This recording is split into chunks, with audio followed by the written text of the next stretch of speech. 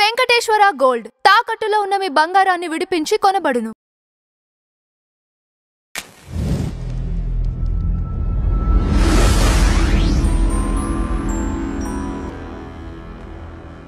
మీరు old testament దేవుడి దగ్గరికి వెళ్తే అసలు ఆయన మీరు ప్రశ్నించడం అసలు స్పేస్ తీసివేయండి, అసలు దాని మీద చర్చ కూడా పెట్టడానికి లేదు.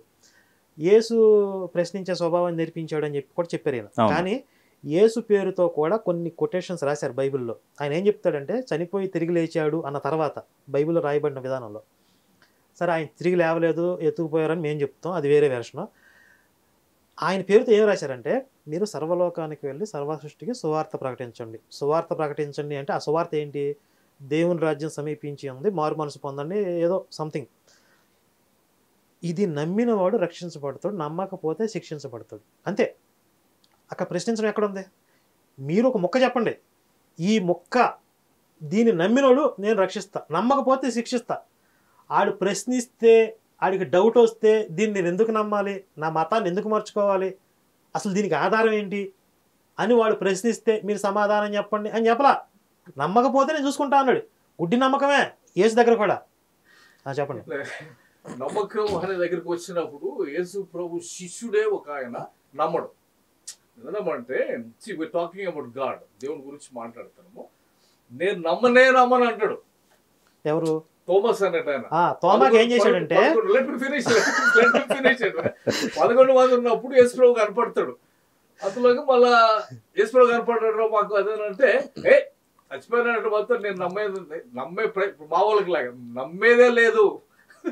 ఇప్పుడు మా వాళ్ళు యాక్సిడెంట్ అంటే నమ్మ అన్నట్టుగా థామస్ కూడా లోపలికి వచ్చి అట్లయితే కాదు అంటే నెక్స్ట్ టైము వాళ్ళందరూ థామస్ కూడా ఉన్నప్పుడు యేసు ప్రభు ప్రత్యక్షమై డైరెక్ట్ గా థామస్ దగ్గరికి ఏమంటే గాడ్ క్లారిఫైస్ ద డౌట్స్.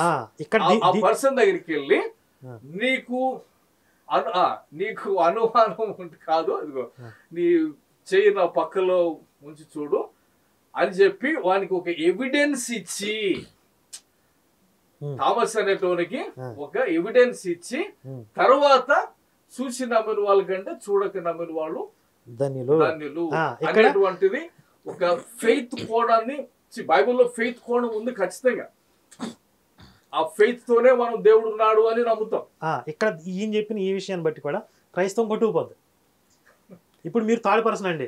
ఇప్పుడు ఆయన క్రైస్తవుడు, నేను హిందుత్వవాదిగా బైబిల్ మీద స్టడీ చేసిన వ్యక్తి నేను మాట్లాడుతున్నాను. మీరు ఒక న్యూట్రల్ పర్సన్గా ఆయన చెప్పింది మీరు విన్నారు. ఇప్పుడు నేను చెప్తా వినండి. యేసు శిష్యులు 12 మందిలో తోమా అనే ఒక వ్యక్తి ఉన్నాడు. ఈ 12 మందికి యేసు నేను యెరూషలేం వెళ్తున్నాను, అక్కడ నన్ను కొట్టి చంపేస్తారు, తర్వాత మళ్ళీ నేను తిరిగి లేస్తాను, ఇవన్నీ చెప్పుకుంటూ వచ్చాడు. వీళ్ళకి ఎన్నో మహిమలు చేసి చూపించినట్లుగా బైబిల్లో రాసుకున్నారు. దాన్ని బట్టి వీళ్ళకి ఏం అర్థం కావాలి? ఈయన దేవుని కుమారుడు, ఈయన ముందే చెప్పాడు కదా కొట్టి చంపేస్తారని, చంపేశారు, తిరిగి లేచాడు. ఇవన్నీ వాళ్ళకి ఇంకా డౌట్స్ రావడానికి అసలు అవకాశం ఉందంటారా? ఇన్ని జరిగిన అంటే వాళ్ళ కళ్ళ ముందే మహిమలు చేసిన 5 రొట్టెలు 2 చేపలు 5,000 మందికి పంచిపెట్టాడు, చచ్చిపోయిన వాళ్ళని తిరిగి లేపాడు, గుడ్డివాడు కన్నులు తెప్పించాడు, కుంటివాడు పరిగెత్తుకుంటూ వెళ్ళాడు. ఇన్ని మిరాకిల్స్ వీళ్ళ కళ్ళ ముందే చేశాడు అని రాశారు. ఇన్ని మిరాకిల్స్ నా కళ్ళతో నేను చూస్తే మా గురువుగారిని అయితే నేను సందేహించను కదా. సందేహించానంటే నా అంత దుర్మార్గుడు లేడు. ఇన్ని మిరాకిల్స్ చూపించినా కూడా వాడికి డౌట్ వచ్చిందంటే. కానీ ఈ 12 మందిలో ఒక డౌట్ వచ్చింది. చచ్చిపోయిన ఎట్లా తిరిగి లేస్తాడు, ఆయన లేచింది దేశం కాదు, లేవలేదు, నేను నమ్మనన్నాడు. ఓరి దుర్మార్గుడా, ఇన్ని చూపించాను కదా, ఇన్ని చెప్పాను కదా, అయినా కూడా నువ్వు నమ్మట్లేదు. మరి అసలు నేను ఏ మిరాకిల్స్ చేసి చూపించాల సాధారణ జనాలకి? వాళ్ళకి ఎవరితో నాకు డైరెక్ట్గా పరిచయం లేదు. వాళ్ళు నన్ను ఎలా నమ్ముతారు? నువ్వే నమ్మలేదంటే వాళ్ళు నమ్మకపోవడానికి ఒక బలమైన కారణం ఉన్నట్టే కదా. కాబట్టి వాడు దోషులు కాదు అనాలి. అలా అనలా. ఇన్ని చేసి చూపించినా ఈయన నమ్మలేదంటే ఇదిగో నా చేతుల్లో గాయాలున్నాయి, వేలు పెట్టి చూడని చెప్పి మొత్తం అన్ని విట్నెస్ అన్ని చూపించి నమ్మించాడని చెప్పి ఉంది.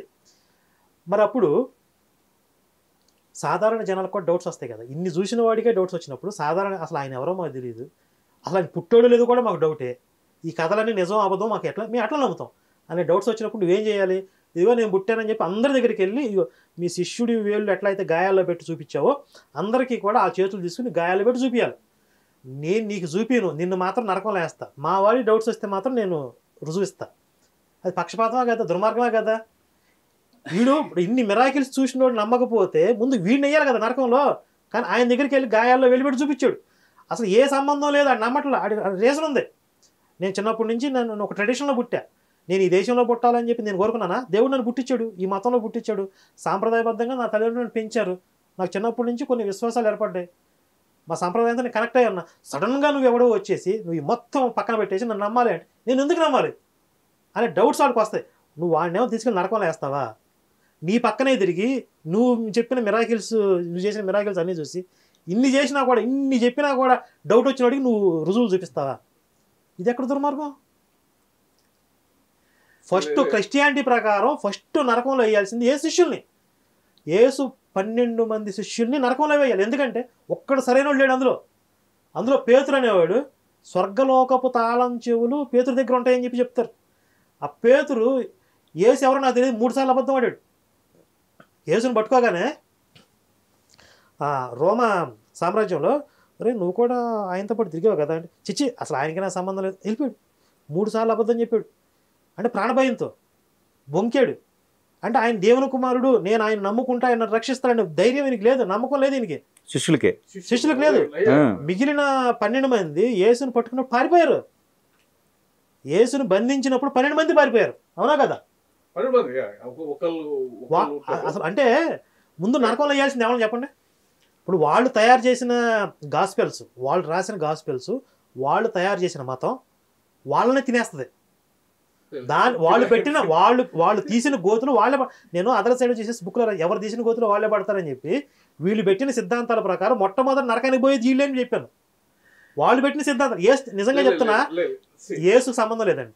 నన్ను నమ్మకపోతే నరకంలో వేస్తా అనేది యేసు సిద్ధాంతం కాదు, అది వీళ్ళు పెట్టింది. ఇది యేసు పేరు మీద, దాని ప్రకారం ముందు వాళ్ళే పోతారు. ఇది క్రిస్టియానిటీకి మిగతా ఉన్న వాటికి డిఫరెన్స్ ఇది అనమాట. క్రిస్టియానిటీ ఫెయిత్ మీద ఉంటుంది. క్రిస్టియానిటీ ఒక ఒక ఒక ఐడల్ మీద ఫోకస్ చేసి అట్లా ఉండదు. అంటే మనం స్టార్టింగ్లోకి వెళ్తే దేవుడు వాళ్ళకు మాట ఇస్తాడు, తినొద్దు అంటాడు, తినలేదంటే కరెక్ట్ అంటే దేవుని వైపు ఉన్నట్టు. అంటే ఫెయిత్, నువ్వు వచ్చి నువ్వు కొడుకు మాట చెప్తావు, నీకు అనుకున్న రిలేషన్, నమ్మకం. Blind faith. ఇప్పుడు పైకి ఎదిరినప్పుడు పిల్లవాడు నవ్వుతూ ఉంటాడు, వానికి ఏంటంటే నా తండ్రి నన్ను పట్టుకుంటాడు, ఆ ఫెయిత్ కనెక్షన్. సో అది from the beginning till the end Bible చెప్పేది అంటే ఆ కనెక్షన్ మీద దేవునితో మనకు రిలేషన్ ఉండాలి. యేసుప్రభు అంటాడు కదా. సో అది ఆ ఫెయిత్ కనెక్షన్. సో ఇక్కడ ఒక అతను సైడ్ ట్రాక్ అయ్యి నాతో కాదు, నేను నమ్మేదే లేదు అన్నప్పుడు ఆయనకు రుజువు ఇస్తాడు. సో సైంటిఫిక్ గా రుజువు నాకు కూడా ఏమన్నా నేను నమ్ముతా. ఇప్పుడు నాకు డౌట్స్ ఉన్నాయి. ఆయన నా ఎదురుగా వచ్చి ఇదిగో నా గాయాలు, నేను వచ్చాను, నన్ను సిలువ వేశారు, నన్ను నాకు చూపించండి. నీకు చూపించను, నిన్ను మాత్రం నరకంలో వేస్తాను, నేను ఎందుకు ఒప్పుకుంటాను? నువ్వు ముందు ఆయన నెయ్యి నరకంలో ఫస్ట్. నాకంటే 100 రెట్లు ఎక్కువ శిక్షార్హుడు నువ్వు. నాతో నీకు పరిచయం డైరెక్ట్గా, నేను ఎందుకు నమ్మాలి నిన్ను? నేను రుజువులు చూపించే రకం కాదు. నేను చెప్పింది నమ్మకపోతే నరకంలో వేస్తాను, ముందు వాళ్ళని వేసి నా దగ్గర. అయితే ఇక్కడ ఒకటి మీరు మీరు మీరు ఫెయిత్ బేస్డ్ రిలీజియన్. మనకి అక్కడ టెంపుల్, ఇక్కడ మాస్క్ ఇటు ఉంటేనే నమ్ముతామంటే, క్రిస్టియానిటీ ఇక్కడ మాస్క్ పెడితేనే, ఇక్కడ చర్చ్, ఇక్కడ ఇది ఉంటేనే అనదు. దేవుడు సర్వాంతర్యామి, ఆయనకి నీకు రిలేషను స్పిరిట్ టు స్పిరిట్ అని ఉండదు. సో దేవుడు నీకు ఒక మాట చెప్తాడు, అది నువ్వు నమ్మాలా, అది నువ్వు డిక్లేర్ చేసి, అది నువ్వు అబ్రాహ్మణ్ అంటే అని ఉంటాడు. ఆయనకి దేవుడు ఒకటి చెప్తాడు, ఆయన తీసుకుంటాడు, డిక్లేర్ చేస్తాడు, అనేక జనాలకు తండ్రి అవుతాడు. సో ఆ ఫెయిత్ బేస్డ్ సొసైటీ ఇది. మీకు అనిల్ గారు, ఇక్కడ హిందూ మతంలో ఎప్పుడన్నా మీకు ఉన్మాద లక్షణాలు వాటికి సంబంధించిన ఎక్కడ కనపడ్డాయా? ఉన్మాదము, హిందూ మతం గురించి నేను చాలా చాలా విషయాలు తెలుసు. అంటే క్యాస్ట్ సిస్టము, అంటే ఈక్వాలిటీ ఉందంటే ఐ డోంట్ నో, నాకు స్క్రిప్చర్ చూడాలి మరి. అది డిస్క్రిమినేటరీగా ఉంటుంది ఒకటి. అంటే మనకు అట్లీస్ట్ బయట తెలిసినందుకు, మాకు తెలిసినంత వరకు.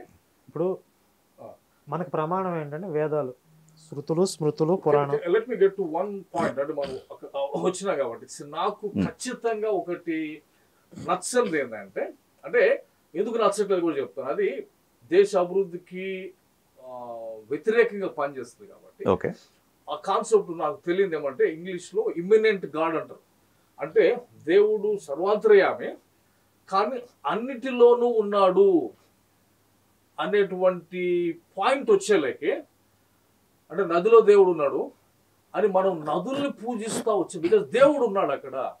భూదేవి మనకి దేవత.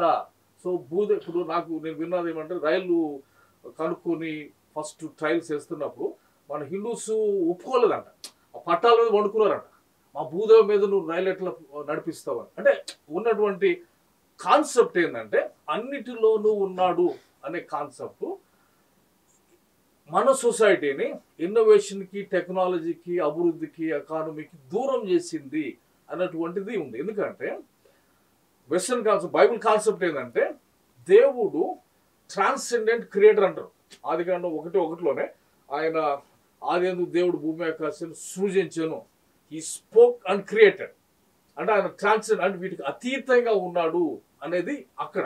ఇప్పుడు కెమెరా తయారు చేసిన ఆయన మన సిస్టమ్ ప్రకారం, హిందూ సిస్టమ్ ప్రకారం తయారు చేసిన ఆయన కెమెరాలో ఉండి దాన్ని ఆపరేట్ చేస్తున్నాడు అన్న కాన్సెప్ట్ ఉంటే, క్రిస్టియన్ కాన్సెప్ట్ ఆఫ్ గాడ్ ఏంటంటే ఆయన బయట ఉండి దీన్ని డిజైన్ చేశాడు, దాన్ని నువ్వు పరీక్షించడం బట్టి ఆయన క్వాలిటీస్ నీకు అర్థమవుతాయి. సో ఆ కాన్సెప్ట్లో వెళ్ళిన వెస్ట్రన్ సివిలైజేషన్ ఏదైతే ఉందో, అంటే ఇదంతా సృష్టి, పెయింటింగ్. ఇక్కడికి వస్తానండి, ఈ చిన్నదే ఈ పాయింట్లోనే. ఎస్ ఇప్పుడు ఈ పాయింట్లోనే పెయింటింగ్ కాలానుగుణంగా మార్పులు జరిగాయి. అట్లా అనుకుంటే కాలానుగుణంగా మార్పులు జరిగాయి. మనిషి కాదండి అనిల్ గారు, పెయింటర్ ఆ పెయింటింగ్ చూస్తున్నప్పుడు ఈయనంత క్వాలిటీ, ఈయనంత గ్రేట్, ఈయనంత టాలెంటెడ్ అది బైబిల్ చెప్తుంది. ఏంటంటే విశ్వాన్ని పరీక్షించి చూడండి, అబ్జర్వ్ చేయండి, ఆయన గుణ లక్షణాలు మీకు అర్థమవుతాయి అన్నప్పుడు వెస్టర్న్ సొసైటీ వీళ్ళు ఏంటంటే ఇదంతా సృష్టి.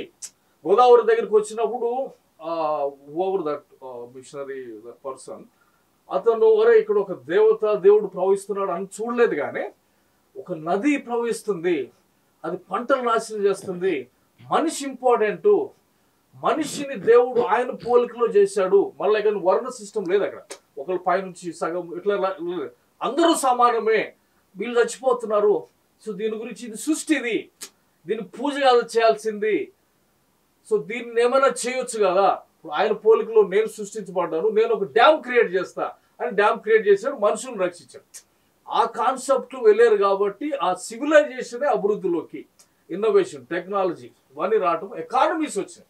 సో నాకు అదొకటే ఇమినెంట్ క్రియేటర్ అంటారు. అంటే అన్నిటిలోనూ ఉన్నాను అనేటువంటిది మన ఏమంటారు, మన సివిలైజేషన్నే అభివృద్ధికి దూరం చేసింది కదా అనేటువంటిది ఒక బలమైన వాదం.